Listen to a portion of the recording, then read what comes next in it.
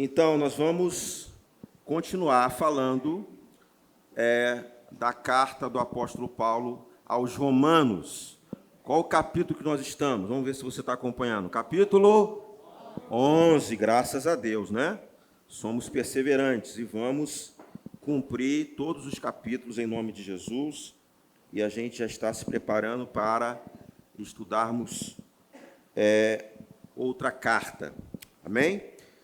Graças a Deus, né? Então, amados, só para a gente se encontrar aqui direito, né? Bem sintonizar aqui com o que nós estamos ministrando, nós falamos, né? Ministramos o capítulo 9, capítulo 10, que fala exatamente sobre a bondade do Senhor, né? A onisciência, a soberania de Deus. E o assunto principal dessas duas cartas é mostrar que, mesmo Deus sabendo de todas as coisas, o homem, né, as nossas vidas, tanto judeus como gentios, somos responsáveis pelos nossos atos. A questão que foi levantada, inclusive o apóstolo Paulo trabalhou muito sobre isso, inclusive o capítulo 9, que é um capítulo que, de vez em quando, alguns irmãos pegam um versículo isolado e defendem uma ideia que não tem nada a ver com a palavra. Há um ensinamento por trás aí, algumas pessoas fazem, né, que tem um entendimento errado, dizendo que Deus cria bonecos, estabelece um filho da perdição, um filho da salvação, que Deus ele programou uma pessoa para ir para o inferno e outro para ir para o céu. Então, se você pegar alguns versículos isolados, principalmente o capítulo 9 e o capítulo 10, vai levantar uma base até um pouco interessante. Mas só que a gente precisa entender que antes do capítulo 9 tem um capítulo 8, 7, o 6, o 5, 4, 3, 2 e 1. É super importante nós estudarmos toda a carta. Quem já está acompanhando desde o capítulo 1, é muito difícil achar ou entender que Deus ele faz acepção de pessoas. E, principalmente, o capítulo 9, 10 e 11, que eles se tocam, só nesses 3 capítulos a gente consegue pegar alguns trechos, algumas passagens, que ficam muito claro isso para a gente, que Deus ele não tem esse tipo de metodologia. Agora, pelo fato de Deus saber, porque Deus sabe quem vai para o céu e quem vai para o inferno. Agora, mesmo ele sabendo quem vai para o céu e para o inferno, a responsabilidade dessa decisão é nossa. Você está comigo, irmãos? O porquê de nós pregarmos o Evangelho? O porquê, nas Escrituras, a gente vê passagem nos instruindo a perseverarmos, a vigiarmos. Então, subentende-se que a salvação, o homem ele pode perder. Essa história de uma vez salvo, salvo para sempre, é uma doutrina diabólica.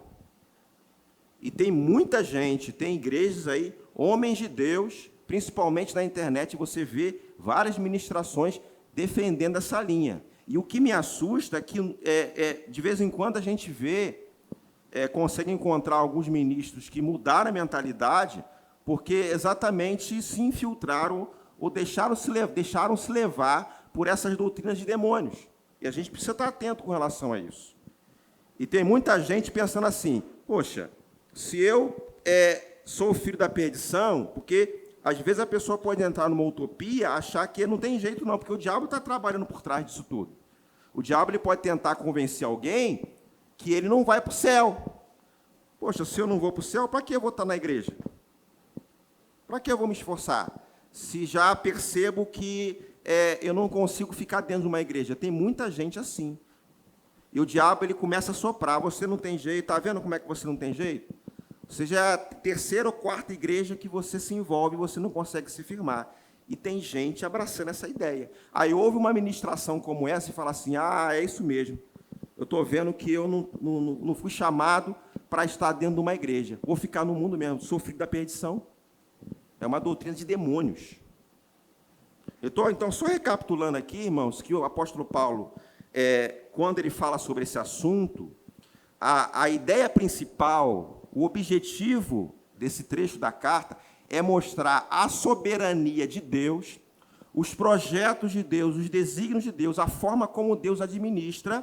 Irmãos, é o critério dele.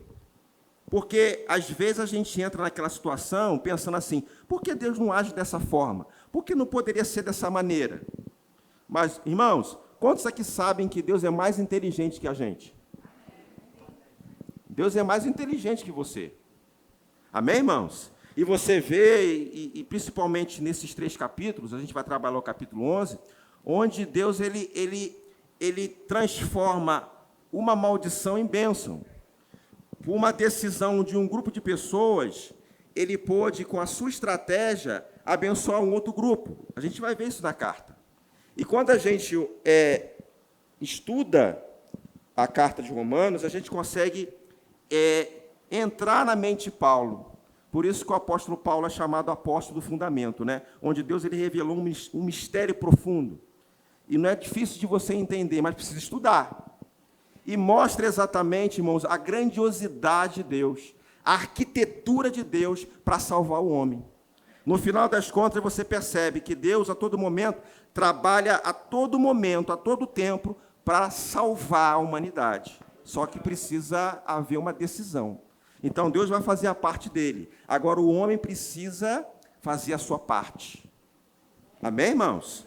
Nós já ouvimos aqui algumas ministrações falando sobre salvação. Nós precisamos operar a nossa salvação. E operar a nossa salvação, irmãos, está relacionado também à nossa perseverança. Eu aceitei Jesus, eu estou aqui na igreja. Irmãos, graças a Deus, nos encontramos a palavra, recebemos a palavra da salvação, mas há, irmãos, um procedimento que eu preciso cumprir. Porque a todo momento o diabo, irmãos, está tentando tirar você do foco, me tirar do foco. Porque se nem o diabo ele pensa dessa forma. Se houvesse filhos específicos para a salvação e para a condenação, talvez o diabo nem perderia tempo, porque já tem um grupo que ele já sabe que vai para o inferno mesmo. Amém? Mas ele vai trabalhar a todo momento para tirar você do foco. Você está comigo, irmãos? Agora, Deus, ele sabe o nosso futuro. Ele sabe. Só que está deixando a responsabilidade com você. Você não é um boneco. Amém? Você está comigo? E aí, irmãos, nesse capítulo aqui, capítulo 11, acontece algo bem interessante, que o apóstolo Paulo ele começa a citar algumas coisas. Nesse momento, né, nesse período onde o apóstolo Paulo estava escrevendo algumas coisas, ele percebeu que, principalmente em Roma, havia judeus convertidos e gentios. E nós aprendemos aqui, quem está acompanhando desde o início, que igreja é a formação de quê? De gentios e judeus convertidos. Quando o judeu ele se converte, quando o gentio, que somos nós, nos convertemos, passamos a ser igreja. E o apóstolo Paulo estava vendo isso acontecer. Só que algo chamou a atenção do apóstolo Paulo. Todos nós sabemos aqui, desde o início das ministrações, que o povo judeu ele foi um povo escolhido para cumprir um propósito. Porque antes da igreja vir, Deus incumbiu, Deus escolheu um povo para levar a salvação para a humanidade. E nós conhecemos aquela parte que Jesus ele veio para os seus que é um povo judeu, mas os seus não os receberam. Mas a todos quantos receberam, deu-lhes o poder de serem feitos filhos de Deus. Amém? Os judeus rejeitaram aquele Jesus que veio há mais de 2000 anos atrás. Mas a rejeição dos judeus, irmãos, essa palavra, esse evangelho nos alcançou. Então, mesmo assim, alguns judeus eles se convertiam naquela época. Só que algo chamou a atenção do apóstolo Paulo. O número de judeus convertidos estavam caindo. E estava tendo muita perseguição naquela época. E você acompanhando toda a história, né, não só do tempo da igreja, mas o povo judeu já estava pegando caminhos de coelho. Começou a entrar religião dentro do sistema judaico. Eles começaram a distorcer a lei de Moisés, começaram a associar com outros deuses, né? Quando veio Jesus, rejeitaram o Messias. Então, irmãos, eles estavam fracos da perna.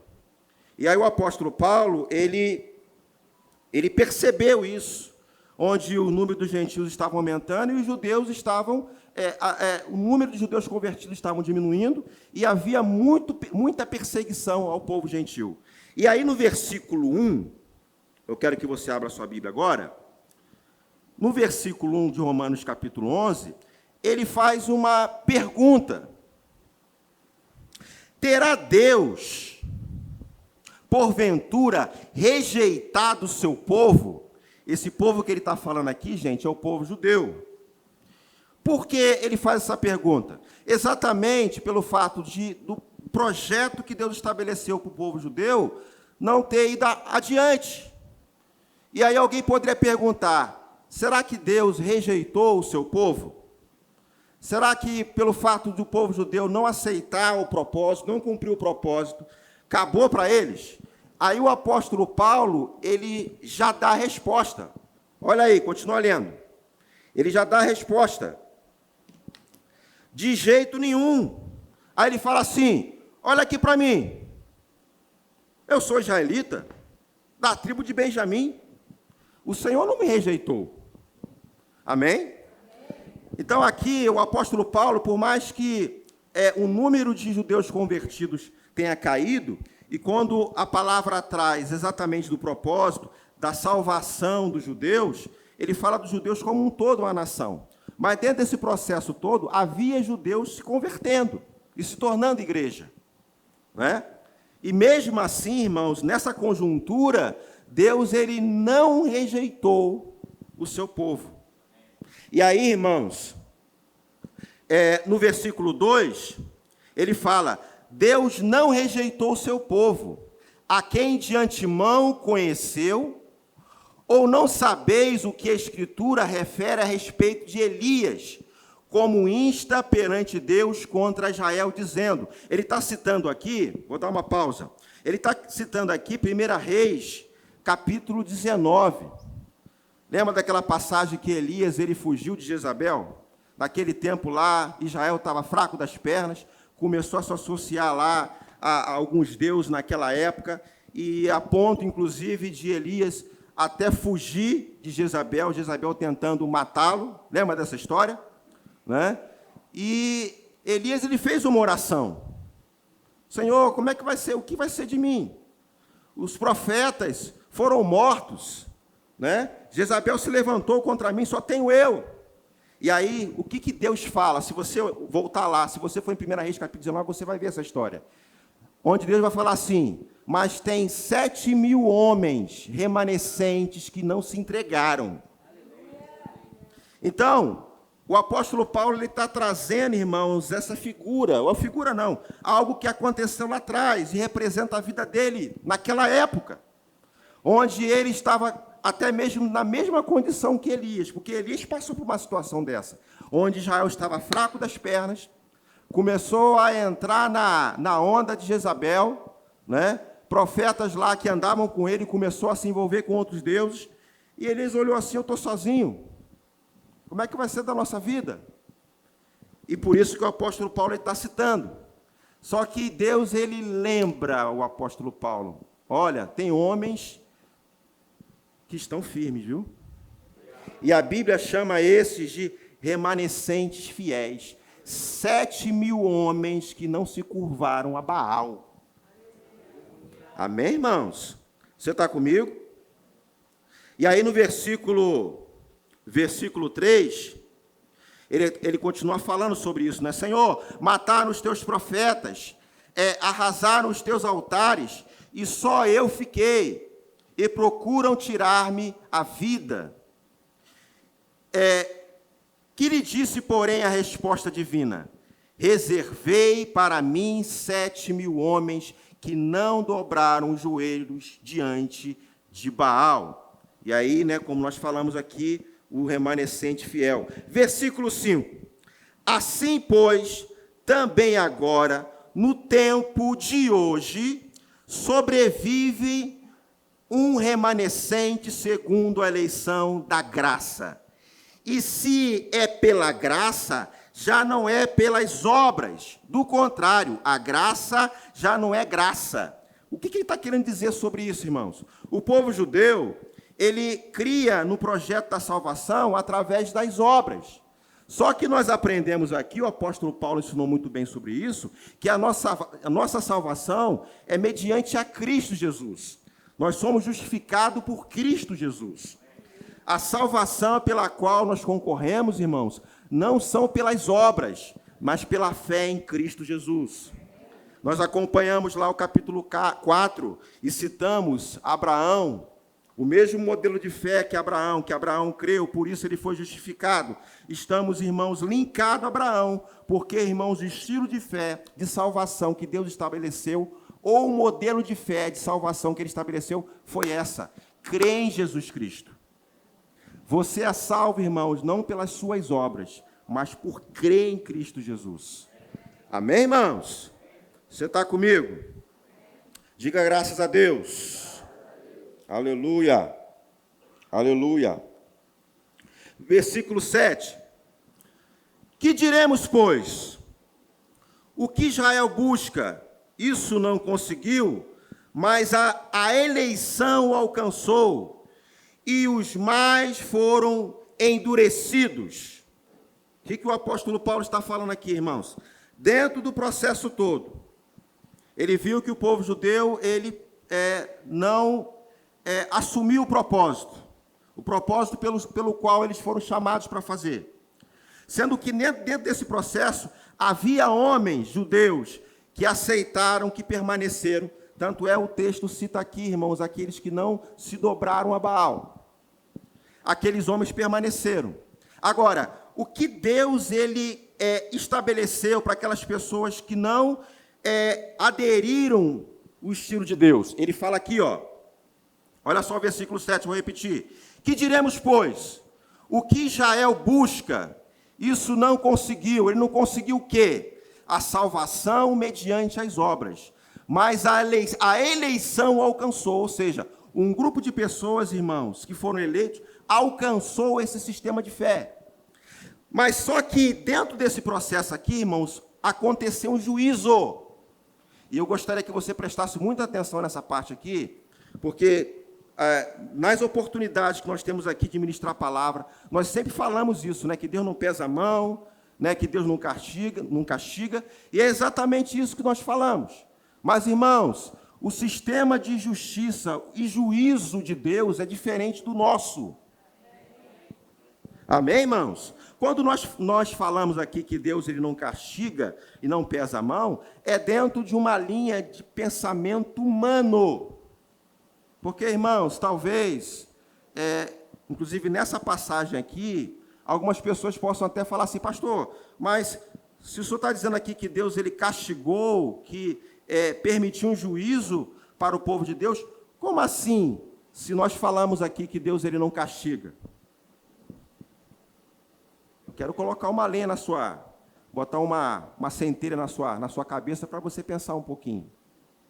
Irmãos, Deus ele é amor, mas ele é Deus justo. Você está comigo? Então, qual foi o juízo que Deus estabeleceu aqui? Versículo 8. Como está escrito, Deus lhes deu espírito de entorpecimento, olhos para não ver e ouvidos para não ouvir, até o dia de hoje. Sabe o que aconteceu com Israel, irmãos? Eles tiveram um coração mais endurecidos. Você está comigo? Eles rejeitaram a promessa, o propósito que Deus estabeleceu. E sabe qual foi o juízo que Deus fez? Encontra exatamente aqui no versículo 8. Como está escrito, Deus lhe deu espírito de entorpecimento. Não tem quando você levanta de manhã, e aí você acorda assim, você parece que não tem noção de nada, não sabe onde você está, né? Alguém fala com você, você não consegue ouvir, não é isso? Aos poucos você vai acordando e vai sabendo onde você está. É exatamente esse sentido que a palavra traz. Então, eles tinham ouvido, olha só o que ele diz aqui no texto, ó. Olhos para não ver e ouvidos para não ouvir até o dia de hoje. Isso é um juízo, irmãos. Isso é um juízo. Pelo fato de eles rejeitarem a Cristo, né? Endureceram o coração. O que Deus estabeleceu como juízo naquele momento? Ele aumentou o nível de dureza. Quem sabia disso? Está aqui, irmãos. Agora, a forma como Deus ele estabeleceu como juízo, irmãos, Deus é quem sabe o porquê disso. E aí, nós que estudamos o capítulo 9 e 10, Paulo ele foi muito claro a respeito da sabedoria de Deus, a forma como Deus ele administra as coisas. Irmãos, tudo que Deus faz dá certo. Se algum juízo, irmãos, acontecer, se algo acontecer conosco, irmãos, da parte de Deus, não veja isso como maldade de Deus. Deus, ele continua sendo bom. Porque às vezes algumas coisas acontecem, irmãos, e a gente para assim, por que essas coisas aconteceram? Eu orei e não teve resposta. Por que estou vivendo essa situação, irmãos? Deus, ele sabe. Eu não estou dizendo aqui, irmãos, não quero defender a linha, que Deus, ele coloca você no lugar de perseguição e coloca você numa situação para você ser atormentado com uma doença, uma enfermidade. Mas, irmãos, o tempo e a forma como Deus ele vai lidar com o homem, é Ele quem sabe. E a linha que o apóstolo Paulo ele traz é exatamente isso, irmãos. Deus ele estabeleceu um critério, eu achei a palavra aqui correta, um critério, irmãos, para que todo o fechamento dele lá no final dê certo. E talvez, irmãos, na nossa simples e humilde compreensão, a gente não consegue pegar isso. Mas vamos ficar com a palavra.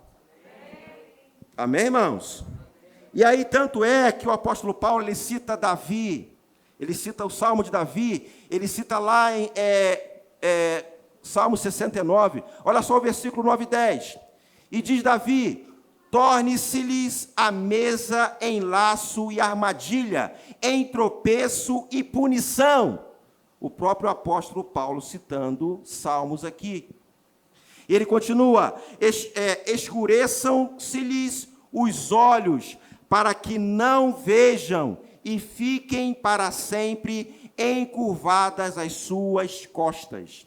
Era como se Paulo, já que vocês escolheram ir para um lado errado, então, que a sua mesa, porque quando a gente vê mesa, a mesa é um lugar de quê? De alegria, de banquete, de comunhão. E olha só que declaração que o apóstolo Paulo, ele faz aqui. Você está comigo, irmãos? Onde o apóstolo Paulo, ele está mostrando, passando a ideia de que essa escolha que vocês fizeram, esse estilo de vida que vocês preferiram, é ruína, é prejuízo, é danoso. Você está comigo? Agora, presta atenção aqui no versículo 11. Há um lado positivo, irmãos, dessa posição do povo de Israel. Eles rejeitaram. Em cima da rejeição, algo maravilhoso aconteceu. Olha só o versículo 11. Pergunto, pois, porventura tropeçaram para que caíssem? Ou seja, o tropeço de Israel é para acabar de vez, morreu, não tem mais jeito? No caso dessa situação de Israel, tropeçaram, caíram, acabou? Não tem mais jeito? Aí ele já dá a resposta aqui, ó, de modo nenhum. E ele explica por quê. Mas pela sua transgressão, ok? A transgressão de Israel, veio a salvação aos gentios. Você está entendendo aqui? A transgressão do povo judeu, sabe o que causou tudo isso, resultou tudo isso, melhor dizendo, a nossa salvação. Aí alguém poderia dizer assim, por isso que é importante a gente estudar as outras cartas, porque os judeus eles estavam até questionando, então para que a gente precisa perseverar se o propósito era a gente cair para que o nome do Senhor seja glorificado? Não sei se você acompanhou nos outros capítulos, onde, principalmente capítulo 8, capítulo 9, se não me falha a memória, onde os judeus questionaram, poxa, então quer dizer então que a nossa queda, a nossa ruína, é para glorificar o Senhor, é para alcançar outro povo, então não precisa fazer nada, para que tudo isso? Só que, quando a gente analisa aqui as Escrituras, a gente percebe que Deus, irmãos, quando Ele está dentro do processo, nada pega Ele de surpresa. E talvez, irmãos, nesse ponto aqui, é uma oportunidade para a gente pensar. Talvez você se veja nesse contexto e fale assim, por que Deus me chamou? Por que Deus me escolheu? Tantas pessoas para Ele levantar, por que Ele me escolheu? Você não está pegando Deus de surpresa. Amém, irmãos? Eu não estou falando que Deus vai usar a sua desgraça, os seus problemas para fazer, mas a sabedoria de Deus é tão grande, irmãos, que quando você está aqui, pensando ali, está lá do outro lado. Quando você pensa em fazer alguma coisa aqui, Ele está lá na curva, já está lá do outro lado, vendo tudo. Então, como é maravilhoso, irmãos, confiar no Senhor. A nossa parte compete, irmãos, a obedecer à palavra de Deus. Agora, nós sabemos que a gente pode chegar num tempo, irmãos, que vamos ter dificuldade, seja pela falta de conhecimento, ou até por causa das circunstâncias dessa vida. Mas o Senhor, irmãos, Ele está vendo tudo. Ele sabe quem é você. Ele conhece as suas fraquezas. Então, gente, os sonhos do Senhor, os projetos de Deus não serão frustrados. Há uma profecia lá atrás, irmãos, que vem falando a respeito do que vai acontecer no nosso futuro. E tantas coisas, irmãos, estamos vendo. Hoje estamos vivendo um momento de crise, irmãos. E tem muitos crentes desesperados. Como é que vai ser? Como é que vai ser? Irmãos, vai ser. Já foi. E o crente não tem que ficar apavorado, o crente desesperado, como é que vai ser, não sei o quê. E crente até largando a fé, achando que Deus ele perdeu o controle. Deus ele não perde o controle. Ele sabe de todas as coisas. Você está comigo, irmãos? Aleluia. Glória a Deus. E quando eu falo que Deus ele não perde o controle, não significa que Ele está controlando, irmãos, a parte do mal. Mas quando eu falo com relação aos seus desígnios, os seus propósitos, irmãos, a respeito do nosso futuro, a respeito do futuro da igreja, Ele sabe de todas as coisas. Vale a pena confiar no Senhor. Amém, irmãos? Aí ele fala assim, vou repetir o versículo 11. Mas pela sua transgressão veio a salvação aos gentios, para pô-los em ciúmes. Não tem quando você tem uma... O pessoal que é casado aqui vai saber muito bem como funciona isso. Você tem 2 filhos. Aí você vai dar um presente, alguma coisa para um dos seus filhos. Toma aqui, você não quer não? Você não quer não? Olha, vou dar para o seu irmão, hein? Não é isso que a gente faz? Aí o outro filho pega, não, me dá. Não é isso que acontece? Tô com um negócio aqui, você quer? Aí faz aquela coisa, né? Vou dar para o seu irmão. Me dá. Não é isso? É exatamente o que o apóstolo Paulo está falando aqui. Amém, irmãos? Ora, se a transgressão deles redundou em riqueza para o mundo, e o seu abatimento em riqueza para os gentios, quanto mais a sua plenitude. E a gente vai falar sobre essa plenitude lá no versículo 25. Eu não sei se você está conseguindo entender, irmãos, nesse trecho aqui, o apóstolo Paulo ele falando que a transgressão, o resultado da transgressão do povo judeu resultou, irmãos, a salvação ao povo gentil. Claro, aqueles que creem. Amém, irmãos? Agora, isso não significa, vou relembrar aqui, que Deus, ele configurou, ele está por trás, diretamente, da queda do povo judeu. Entenda isso. E talvez esse ponto que algumas pessoas trazem confusão. Olha só, o que Deus... Foi a vontade de Deus que eles caíssem, não foi a vontade de Deus. O projeto inicial de Deus era que o povo judeu, eles cumprissem o propósito, eles seriam aqueles que iriam levar a palavra para toda a humanidade, seria uma nação modelo. Você está comigo? Só que, olha só que interessante, eu não sei se você vai conseguir entender um pouco a mente de Deus, mas não fique constrangido com isso, não. Mas Deus ele sabia que esse povo não ia conseguir. E ele já tinha uma forma como trabalhar isso. Amém, irmãos? Você sabia que Jesus ele estava preparado, o Cordeiro de Deus, antes da fundação do mundo? Antes de criar o mundo, Deus já providenciou um cordeiro para morrer no nosso lugar. Entende, irmãos? Antes de vir Adão e Eva, Deus já tinha programado tudo isso para acontecer. E talvez na cabeça de muita gente acha que Deus ele é ruim. Deus não é ruim. Agora, Deus é onisciente, onipotente, onipresente. E Ele não quer interferir na sua decisão. Você está comigo? Você está feliz por você ter sido alcançado? Amém, irmãos? Glória a Deus. Agora, versículo 13, o apóstolo Paulo ele faz uma analogia aqui. No tempo do apóstolo Paulo, era muito comum eles fazerem aquele trabalho de enxerto. Pegar ramos de oliveira e colocar ramos que não estavam frutificando e colocar numa outra oliveira com um potencial melhor, né, com uma capacidade de produção maior e fazer aquele processo de enxerto. Era muito comum isso na época de Paulo. E ele traz essa analogia aqui nesse versículo aqui, a partir do versículo, deixa eu ver aqui, versículo 13, o critério que Deus ele adotou para alcançar o povo judeu. Olha só que interessante. Dirijo-me a vós. Você está acompanhando aí, versículo 13? Acompanha comigo, por favor.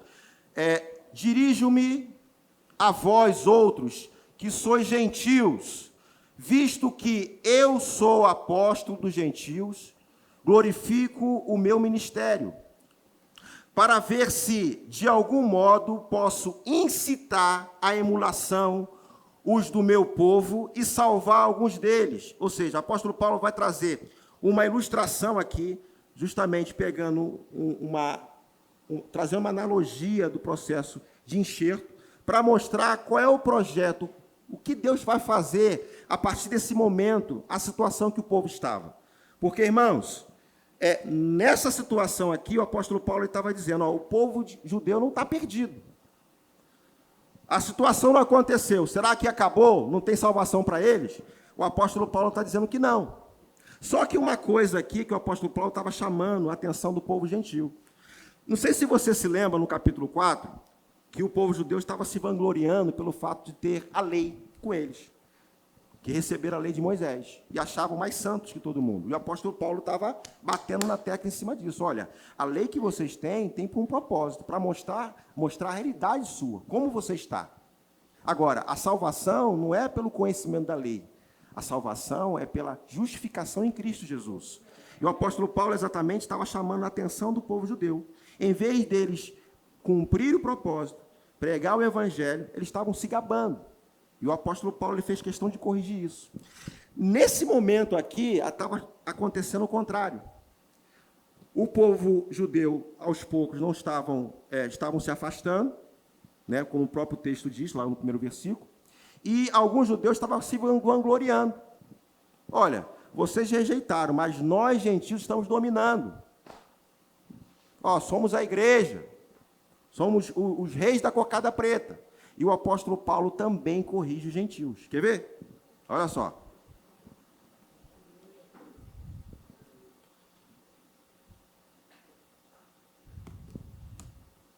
Paramos em qual versículo? Me ajuda aí. 13? Não, 13 já lemos. 14. Para que se de algum modo possa incitar a emulação do meu povo e salvar alguns deles. Porque se o fato de terem sido eles rejeitados trouxe reconciliação ao mundo. Aí ele fala assim uma pergunta: que será o seu restabelecimento, senão vida dentre os mortos? E se forem santas as primícias da massa, igualmente o será a sua totalidade. Se for santa a raiz, também os ramos os serão. Se, porém, alguns dos ramos foram quebrados, e tu, sendo oliveira brava, fostes enxertado em meio deles, e te tornastes participante da raiz e da seiva de oliveira. Olha só que texto meio confuso nessa versão. Mas eu quero levar você agora para a versão transformadora, para você entender essa passagem aqui. Tem como colocar aqui? Já está aqui já, né? Olha só na nova versão transformadora, essa passagem aqui. Vamos lá para o versículo 13. Volta lá para o versículo 13. Ó, presta atenção aqui, ó. Dirijo-me especialmente a vocês, gentios, e uma vez que fui designado apóstolo aos gentios, enfatizo isto. Vai embora. Porque desejo que, de algum modo, o povo de Israel sinta ciúme, e assim eu possa levar alguns deles à salvação. Olha o desejo do apóstolo Paulo. Continua. Pois, se a rejeição deles possibilitou que o resto do mundo se reconciliasse com Deus, a aceitação será ainda mais maravilhosa. Será vida para os que estavam mortos. Continua. Se a parte da massa entregue como oferta é santa, então toda ela é santa. E se as raízes da árvore são santas, os ramos também o serão. Aí ele vai explicar por quê. Vamos lá. Mas alguns desses ramos, alguns do povo de Israel, foram cortados. Ou seja, lembra que o apóstolo Paulo, ele falou um pouquinho sobre a analogia do processo de enxerto? Então, um ramo que não está produzindo fruto, né, era comum ele tirar aquele ramo daquela oliveira e colocar numa outra oliveira frutífera. Para quê? Para que aquele ramo possa frutificar. E aí ele fala assim: e vocês, gentios, que eram ramos de uma oliveira brava, era a nossa vida, irmãos. Nós eram ramos que não produziam nada. E ele fala aqui de oliveira brava, né? Ramos que pertenciam à oliveira brava. Foram enxertados na árvore. Ou seja, os judeus saíram de cena e entrou a igreja. Ok? Entrou os gentios, melhor dizendo. Agora, portanto, participam do alimento nutritivo que vem da raiz da oliveira especial de Deus. Ou seja, éramos ramos infrutíferos, né? Os judeus estavam na oliveira que produzia, que tinha a sua seiva, tinha toda a capacidade de produzir, levar nutrientes para aquele ramo frutificar. O que os judeus fizeram? Não frutificaram. E o que aconteceu com eles? Eles foram arrancados. E aí, nessa oliveira, foi enxertado novo ramo, um ramo de uma oliveira brava, que não frutificava. Ok? Agora, portanto, participam do alimento nutritivo que vem da raiz da oliveira especial de Deus. Avança. Eu li essa parte, volta um pouquinho. Acho que não li isso aqui não. Volta um pouquinho, versículo 17. Isso. Mas algum desses ramos, alguns do povo de Israel foram cortados. E vocês, gentios, que eram ramos de uma oliveira brava, foram enxertados na árvore. Agora, portanto, participam do alimento nutritivo que vem da raiz da oliveira especial de Deus. Versículo 18. No entanto, preste atenção nessa parte aqui, gente. No entanto, não devem se orgulhar de terem sido enxertados no lugar dos ramos que foram cortados. Você está entendendo aqui, irmãos? Pois é a raiz que sustenta o ramo, e não o contrário. Então, o que o apóstolo Paulo estava chamando a atenção aqui? Ó, vocês foram enxertados, mas não fica aí todo orgulhoso por isso, não. ok? Não se ache o bambambam, porque o nutriente que você precisa não é de você, é da videira, da oliveira que você está enxertado. É isso que ele está falando. Amém, irmãos? Você está comigo? Porque estava acontecendo isso naquela época, os gentios olhando para o judeu, você vacilou, né? Você tinha a lei, tinha os profetas, tinha tudo para cumprir, deu mole, agora somos nós. Agora está tudo no controle, agora nós estamos mandando agora. Está errado. Amém, irmãos? Passa, já passou? Já li isso aqui já? Me ajuda aí. 19. Talvez digam, esses ramos foram cortados para abrir espaço para nós. Paulo estava corrigindo isso. Você está comigo? Devemos orar, irmãos, para o povo judeu. Ok? Continua. É na verdade, mas lembre-se de que esses ramos foram cortados porque não creram, está falando dos judeus, tá? E que vocês estão ali porque creem. Irmãos, estamos fazendo parte, irmãos, desse projeto porque nós cremos. Está claro para você isso? Portanto, não se orgulhem, mas temam o que poderia acontecer. Versículo 21. Pois, se Deus não poupou os ramos naturais, que são judeus, também não poupará vocês. Da mesma forma que aconteceu com o povo judeu que deu mole, se nós dermos mole, também seremos cortados. E ele está falando exatamente, irmão, do processo de salvação.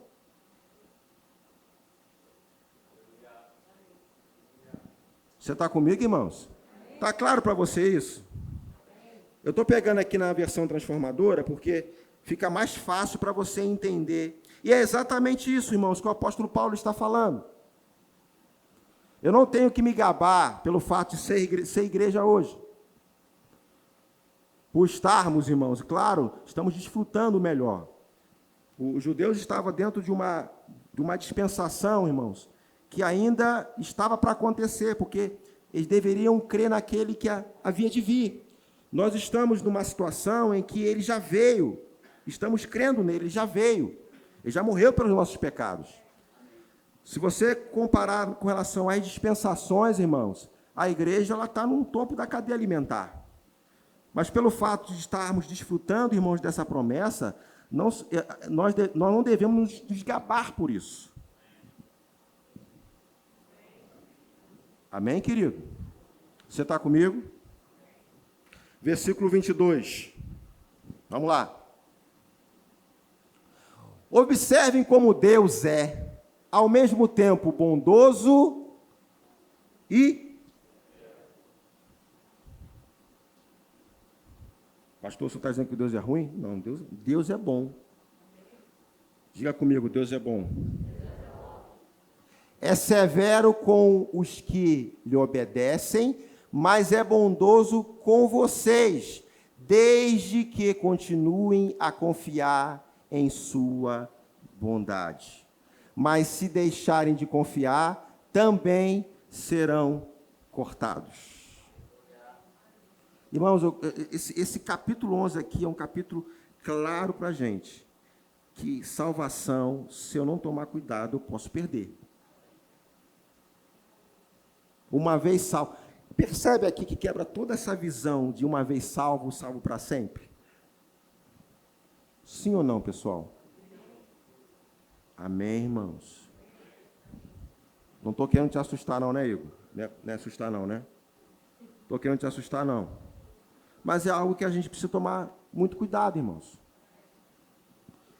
E a nossa salvação, irmãos, esse projeto pela qual nós participamos, nos envolveu fé. Então, viver deliberadamente do pecado, irmãos, pode comprometer a minha fé. Amém? O justo, ele viverá da sua própria fé. Está claro para todos nós que a salvação não são pelas obras, é mediante a fé. Isso nos chama a atenção, irmãos, para olhar para a nossa vida mesmo. Como está o seu nível de fé?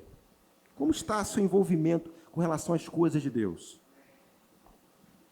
Eu não quero levar você para um campo, irmãos, de julgamento, mas é algo que a gente precisa tomar muito cuidado. Esse tipo de estilo de vida da pessoa sair da igreja e depois volta, né? E já tem aquela linha que fala assim, ele se afastou, está fora da igreja, mas ele já está salvo. Irmãos, eu não estou preparando aqui técnicos do evangelho para dizer quem vai ser salvo ou quem não vai ser salvo, quem vai para o céu ou quem vai para o inferno. Você tem que estar firme. Amém, irmãos? Eu não estou aqui para dizer assim, a pessoa só da igreja já vai para o inferno, irmãos, mas o risco que ela está tendo de perder a salvação é muito grande. São várias questões que a gente poderia até abrir, a causa, porque de repente se aborreceu com o pastor, com a igreja, né, teve algum desentendimento, se afastou. Mas, irmãos, aquele que é salvo, aquele que realmente confessou a sua fé, ele vai ficar um tempo lá fora, mas ele vai se sentir incomodado. É inerente, irmãos, à sua vida. Nem que ele procure outra igreja. Mas essa coisa que, não quero saber de igreja, não quero mais congregar, é perigoso. E é um caminho de coelho que tem muita gente entrando nessa moda. Corrente dos desigrejados. Que já fala assim, eu não preciso estar na igreja, eu não preciso estar na igreja para ir para o céu. Eu não preciso viver uma vida de santidade. Eu já sou salvo, Jesus morreu pelos meus pecados, já sou perdoado. E enfio o pé na jaca. Cuidado, irmãos. Da mesma sorte que aconteceu com os judeus, irmãos, isso pode acontecer com qualquer um. Obrigado, André. Aleluia. Versículo 23, por favor. E se o povo de Israel abandonar sua incredulidade, será enxertado novamente, pois Deus tem poder para enxertá-lo de volta na árvore. Agora precisa o quê? O judeu lá que se afastou. Irmãos, reconhecer Jesus como o Senhor da sua vida. Irmãos, a salvação é só em Jesus. Não é porque é judeu, porque tem a promessa, porque recebeu a lei de Moisés. Não. A justificação é pela fé em Jesus Cristo. Acabou. Então o apóstolo Paulo estava falando exatamente isso, não é pelos rituais, né? Por vocês serem os filhos da promessa, por ser um povo que Deus escolheu para cumprir o propósito, precisa crer em Jesus. E vocês partiram para um outro caminho. E por causa dessa decisão errada, vocês foram cortados, foram arrancados. Mas ele falou muito bem ali, E se o povo de Israel abandonar a sua incredulidade, será enxertado novamente, pois Deus tem poder para enxertá-los de volta na árvore. Quem é essa árvore, irmãos? Cristo. Continua, por favor. Vocês eram, por natureza, o ramo cortado de uma oliveira brava. Está falando da gente, viu? Portanto, se Deus se mostrou disposto a fazer algo contrário à natureza ao enxertá-los em sua árvore cultivada, estará ainda mais disposto a enxertar os ramos naturais de volta na árvore da qual eles fazem parte. Essa mensagem que o apóstolo Paulo estava, irmãos, trazendo para o povo judeu. Vocês estão na incredulidade, mas sabem de uma coisa, vocês podem ser enxertados novamente. Agora, mediante a fé em Jesus. Não é do seu jeito. Não são pelas obras, ó povo, não são pelas obras. É pela fé em Jesus Cristo. Percebe, irmãos, que tanto gentios como judeus precisam de Jesus. Amém, irmãos? Olha o versículo 25, que fala sobre a plenitude, né? Versículo 25. Irmãos, quero que vocês entendam este mistério, para que não se orgulhem de si mesmos. Alguns do povo de Israel têm o coração endurecido, mas isso durará apenas até que o tempo dos gentios se complete. O que é isso, pastor? Irmãos, tem gentios se convertendo. Dada a importância de nós pregarmos o evangelho.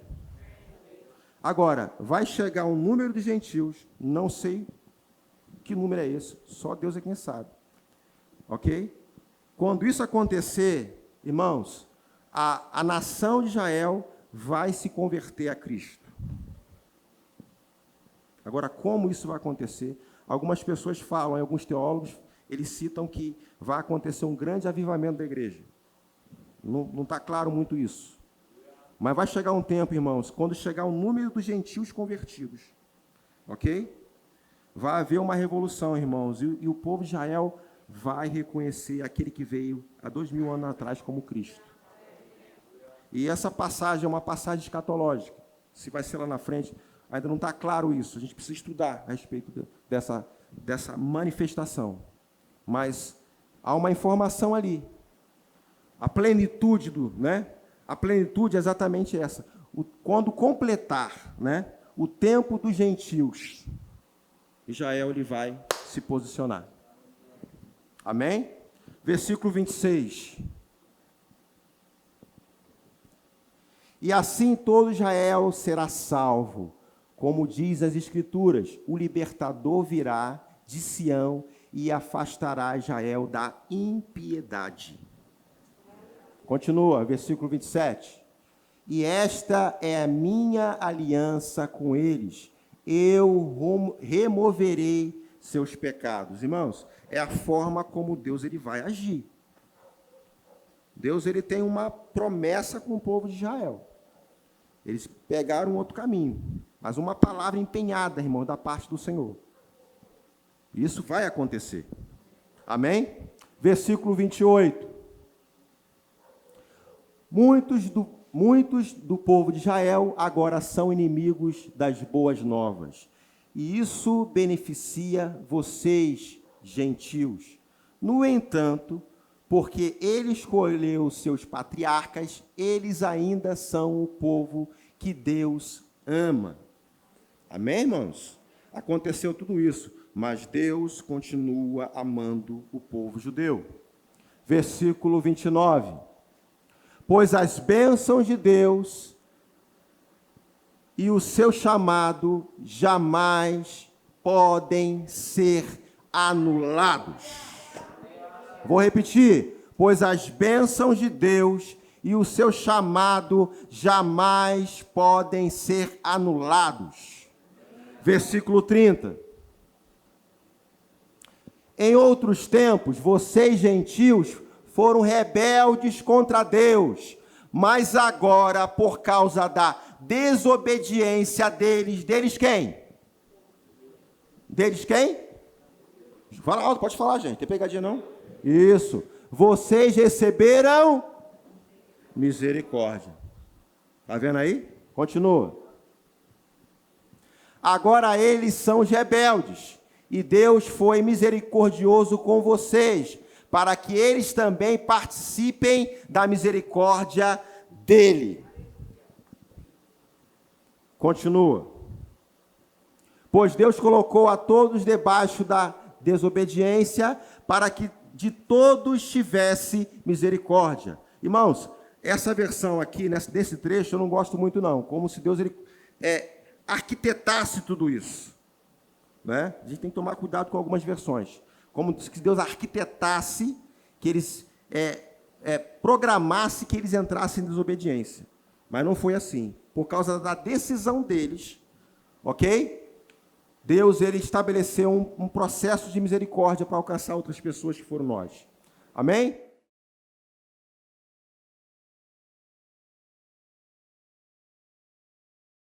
A Rema Brasil Publicações apresenta mais um super lançamento. Um clássico do reverendo Kenneth E. Hagin que já tem transformado a vida de milhares de pessoas por todo o mundo, agora em sua versão expandida. Now notice Ephesians chapter 2 verse 5 and 6.